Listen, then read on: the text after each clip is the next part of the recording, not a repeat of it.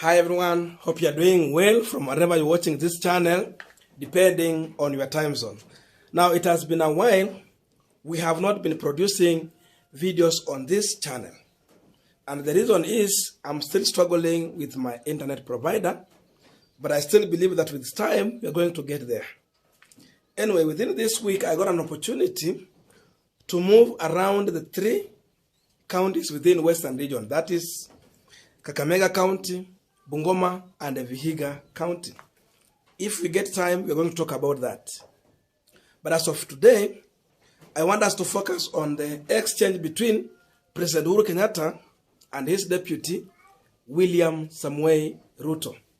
You're also going to forgive me because of my voice. Kuna mahali nilikunywa maji, imenipeleka mbio sana. Now, President UHURU Kenyatta was in Mombasa officially launching the NHIF. And the president used that opportunity to hit at his deputy, William Ruto, concerning this 2022 general election and the issue to do with the Jubilee government developments.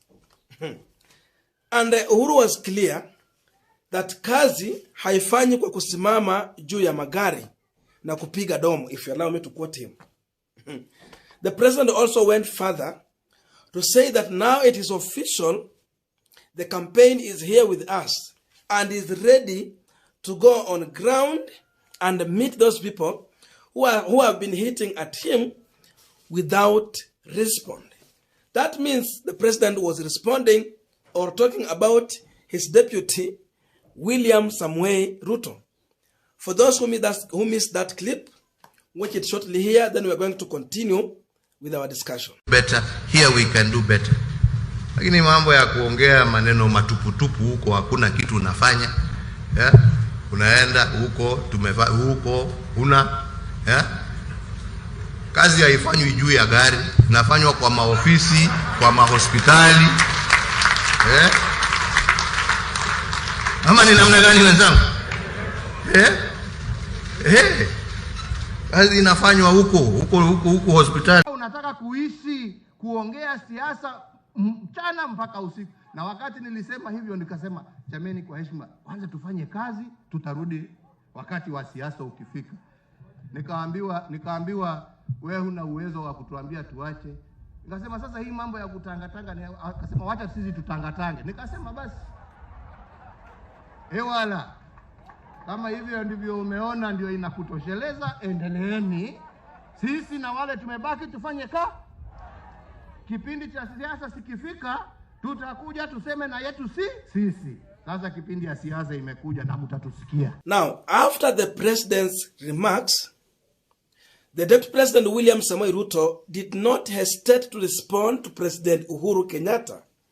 A day later, Ruto was in Kakamega County in Kenya Kwanza coalition campaign. And he used that opportunity to respond to President UHURU Kenyatta. And I'm going to explain to you what UHURU Kenyatta was looking for in William Ruto. But listen to Ruto shortly while responding to President UHURU Kenyatta. Then we are going to continue with our conversation. And now we are continuing with our Punchline discussion.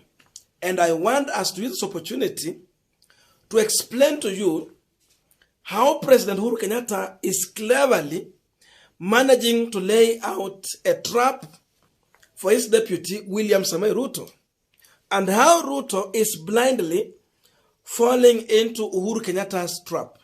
But before we go deep into that, I have a quick request. You might be watching this channel, but you have not yet subscribed. So my humble request, please consider subscribing so that another time, once we release a video like this one, you will always get notified.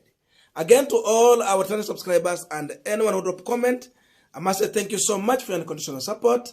Again, I'm requesting you to give this video thumbs up so that YouTube can recommend our video to more viewers. Back to our discussion. Now, President UHURU Kenyatta is cleverly, in his own wisdom, trying to look for ways to bring out the character of his deputy, William Ruto, so that Kenyans can know the type of a person they are going to vote for in this 2022 general election. And the best way to do this is to try and come out with the statements that are going to make Ruto feel angry. And in that way, you know, when someone is angry, is when you can learn his character. So, the statement from President UHURU Kenyatta was intended to trigger the reaction from the Deputy President William Ruto in reaction to what Uhuru had said. And in that way, the electorate can learn the type of a person they want to vote for in this general election. That could be one of the reasons why President UHURU Kenyatta was hitting at his deputy. And you see, William Ruto, with this character, the way we know him, he did not waste time nor blink an eye.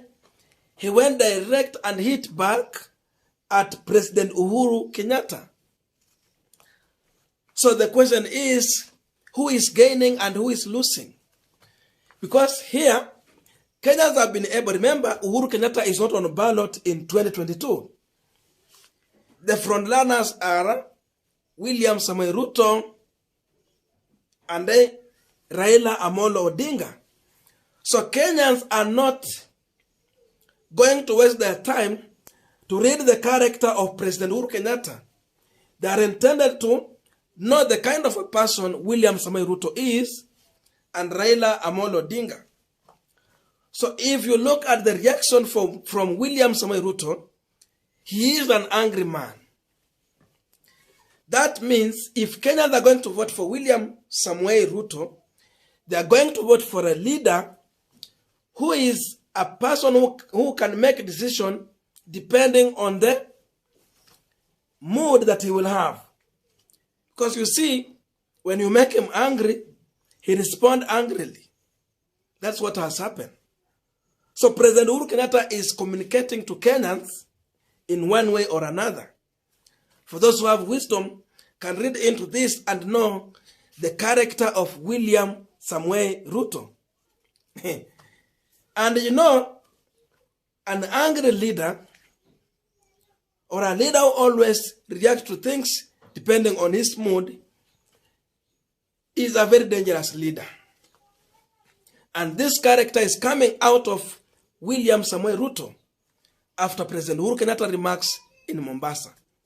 Some people can read into other issues, but this is one of the major things that has come out clear out of the exchange between President UHURU Kenyatta and his deputy, William Ruto. Now, secondly, President UHURU Kenyatta was officially telling those who are opposed to him that it has been a long time they have been hitting at him without a response. But this time round, the campaign season is here. So the president is ready to take on his deputy and the team. Na anawakumbusha kwamba this race is a marathon. Sio spring. And therefore is officially ready to campaign. It does not matter when they started and how they started. But what is going to matter is how they are going to end this race. That is what UHURU is communicating to William Ruto. So UHURU is officially announcing that he is going to be in active campaign in this general election. The reality is that he's not going to campaign for his deputy. Instead, he's going to campaign against his deputy, William Ruto, and Raila Amolo Odinga is going to gain from this. Because now this is the first time President UHURU Kenyatta is going to support Raila Amolo Odinga. So the campaign season is here. Kenyans will read into these two leaders and make a well-informed decision on the ballot mwezi wa 8 utakapofika. So watu wa Kenya kwanza anticipate for President UHURU Kenyatta in active campaign. Now, if Ruto was a brave person, and a serious candidate want to take over power, in my view, he was supposed to avoid responding to President Uhuru Kenyatta. Or even if he was to respond, then he could have done it softly. Hii kazi angeachia watu kama akina Kipchumba Murkomen, Oscar Sudi, because they have been always talking on his behalf. Instead, we see a Ruto who is angrily responding. But if he wanted to score, then he could have left this one for Oscar Sudi and the team, the way I've said. And in that way, no one could read into his character. Najua Moi was a silent man before he took over power. We are reading a lot of stories about Moi. But his character came out when he was sure that he now has the power in the hand. But we are seeing a William Ruto bringing out his character even before he tastes the power. So it can be easy for electorate to have a second thought about William Samoei Ruto candidature in this general election. As simple as that. And therefore, even if Ruto was supposed to gain some vote in Western, other than the Central region, because largely Ruto is depending in Central region to vote for him. So instead, maybe Ruto can go ahead and meet a protest vote on ballot because of his character that is just bringing out. Because as we said, for the longest time, Ruto was hesitating to respond to President Uhuru Kenyatta. But now he's taking him head on. I don't know what you think about this, but that's my view. I can only read your view through the comment section. So let us have a continuation of this conversation through the comment section.